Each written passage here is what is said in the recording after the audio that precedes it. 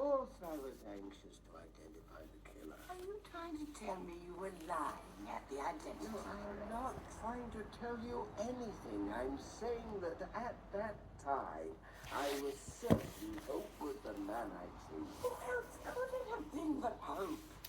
All that cash, all those banknotes in his pockets, and no satisfactory explanation. Well, I was not the prosecutor. It wasn't my job to prove him guilty. I was there simply as a witness. Now, for heaven's sake, will you leave it alone? No, I will not leave it alone. You haven't been here all afternoon, fobbing off reporters at the door and on the telephone, all wanting to know what you think you're up to. It's been a nightmare. And how you could go back to your pupils after behaving like that. Could I have taught them with an easier conscience if I'd identified the wrong man to save my face in court? Save your face. You wanted to start a liberal attitude, and my God, what an opportunity you had. Full in the spotlight and the whole town hanging on your words. But it's all backfired, hasn't it? I suppose you realize that Mike and Sally Dance have cried off the dinner party on Saturday. What the hell for? What do you think? They're as disgusted and ashamed of your behavior as I am. Letting a murderer go free to kill another inoffensive old man somewhere else. I'm going to see my parents. I don't know when I shall be back. Your turn now to face the telephone and the callers.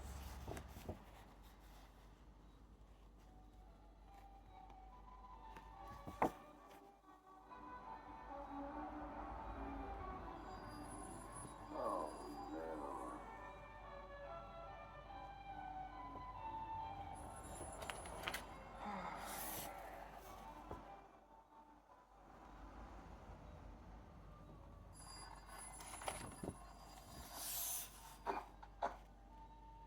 I had to call, sir. What? I had to see her. Oh, Just to say thank you. you must be insane coming round here. Oh, that's all right, Guff. Yeah, can't tell me cold outside. Yes, all right. Come.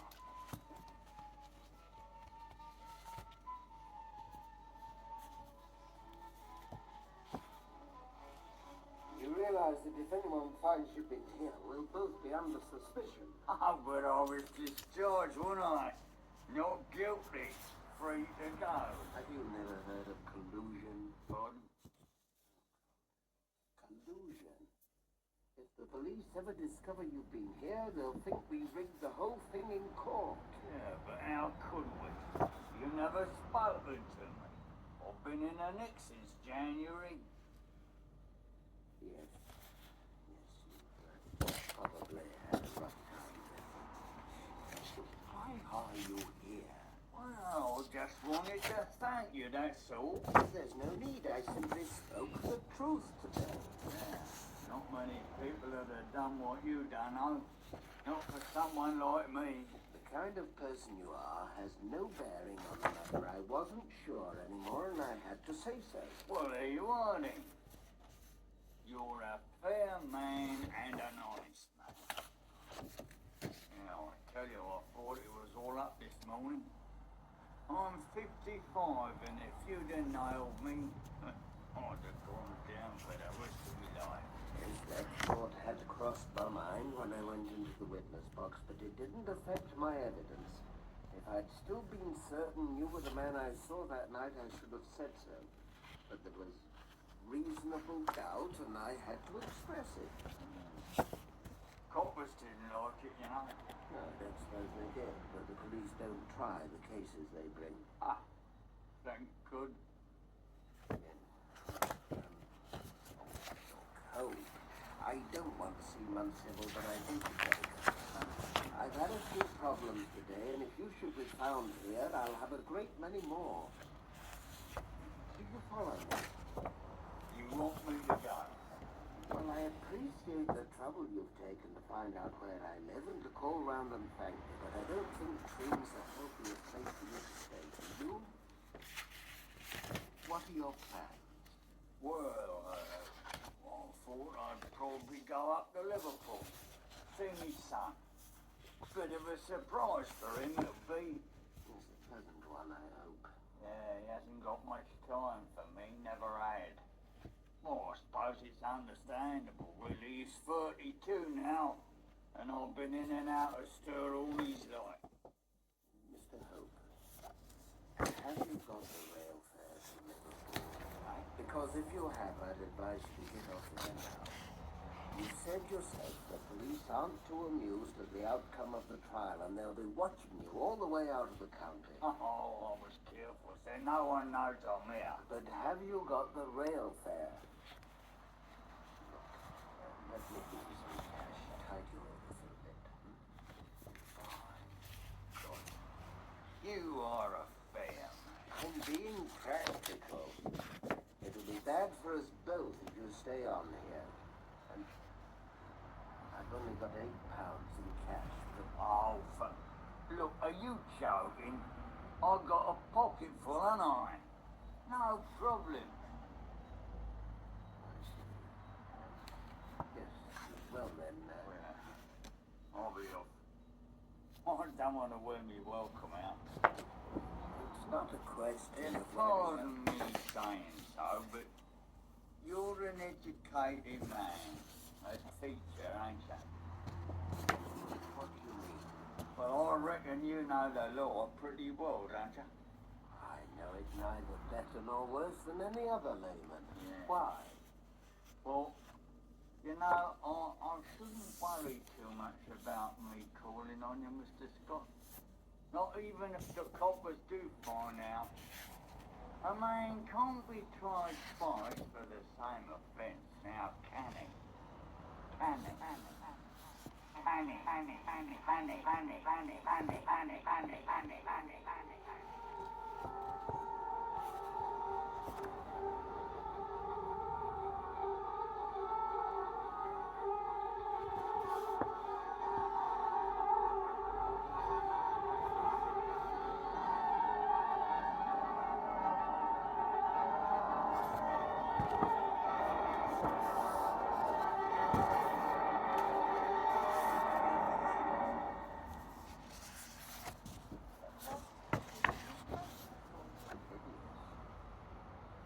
Susanna, that happened 7 years ago, and I still live right through the shock every time I think of it. You know, if he'd stayed any longer, if I'd just had enough time for the invitation to sink in properly, I believe I should have killed him. I'm not surprised. As it was, when he'd gone, I raved round the house like a madman.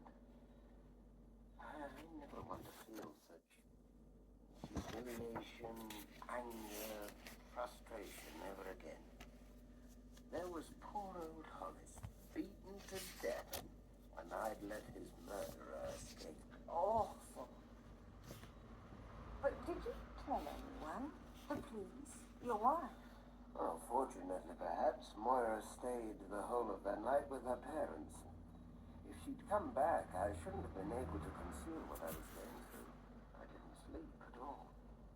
Simply paced up and down, ranting and worrying and hating myself.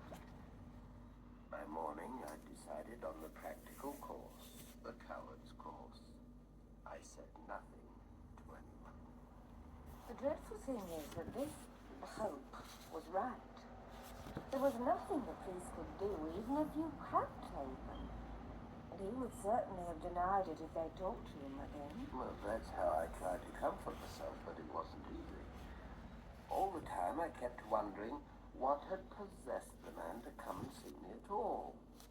After 7 years, I still wonder. Perhaps he wanted to prove to one person in the world what a cunning chap he was. To rob a post office and kill a man and get away with it. I just don't know.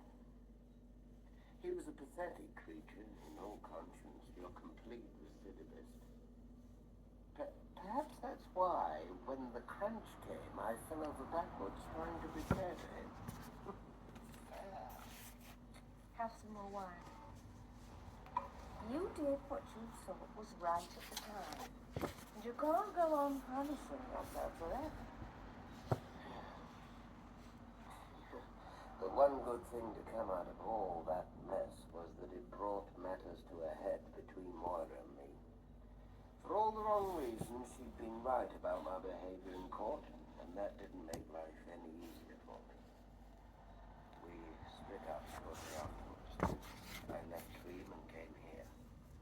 Moira remarried a couple of years later, and if Hope was the catalyst, I suppose I owe him some sort of crooked gratitude. And you told me that it too now. There's been nobody I wanted to tell. Do you mean that? Yes, I think you do. And I may be wide of the mark, but I think there's a chance of something for the two of us. I wouldn't want it to be ruined by skeletons in the cupboard. Skeletons. I think you already know mine, such as they are. Divorce. Mm-hmm. Oh, I bear Tom no ill will. But we're better apart than we were together. At close quarters, we became pretty hard to take, for our friends as well as ourselves. Do you see him at all, Tom? Well, not anymore. He has a 3-year contract in Zaire, and it's still got 2.5 years to run. Tom never could take loneliness. He's probably found someone now. I hope so. And you? What about you? Well, I'm in partnership with Alice Kingsley. You know, the craft shop in the high street. Hand-woven fabrics and handmade pottery. I meant the future. You're fishing. Sorry. What's quite obvious is that you're the first interesting thing to have happened to Ferriers in years. I'm glad you were slow to appreciate the feminine interest in you. Well, I wasn't anxious to burn my fingers twice.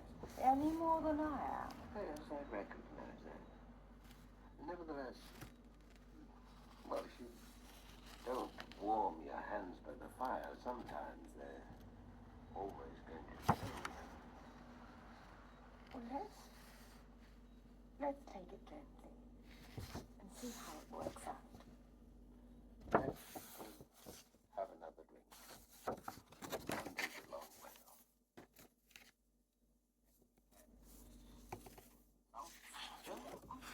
That's not the point, Lola, and you know it. If we get stale, how can we expect to make the kids enthusiastic?